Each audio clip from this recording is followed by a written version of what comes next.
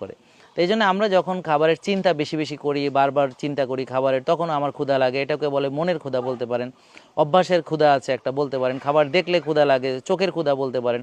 তো এরকম আমাদের এই ক্ষুধাগুলো আসলে রিয়েল না, অনেক সময় ফেক। তো আবার অনেক সময় আমরা থার্স্টি থাকি, বাট উই ফিল হাংরি, যে আমাদের আসলে মনে হচ্ছে ক্ষুধা, কিন্তু পানি খেলে কিন্তু একটু লবণ মেশানো, পিঙ্ক সল্ট মেশানো পানি খেলে দেখবেন ক্ষুধাটা চলে যাচ্ছে, কিন্তু আপনি কিন্তু হয়তো ওই ট্রাইটা না করে খেয়ে ফেলছেন।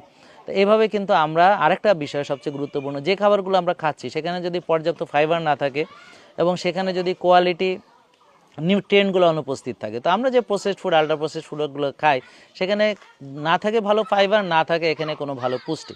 তো যার ফলে এই খাবারগুলো আমরা যখন রেগুলার খাচ্ছি, খাওয়ার ফলে কী হচ্ছে, আমরা ক্ষুধার্ত থাকছি। এছাড়া আমরা সফট ড্রিঙ্কস হিসেবে যে খাবারগুলো খাই, কোল্ড ড্রিঙ্কস যেগুলো পান করি, সেগুলো কিন্তু আসলে হাইপারটনিক সলিউশন। তো এগুলো খেলে তৃষ্ণা মেটে না। তো এই জন্য ওরা বলে যে যত খাও তৃষ্ণা মিটবে না, আসলে মেটার কোনো কারণ নেই। এছাড়া আমরা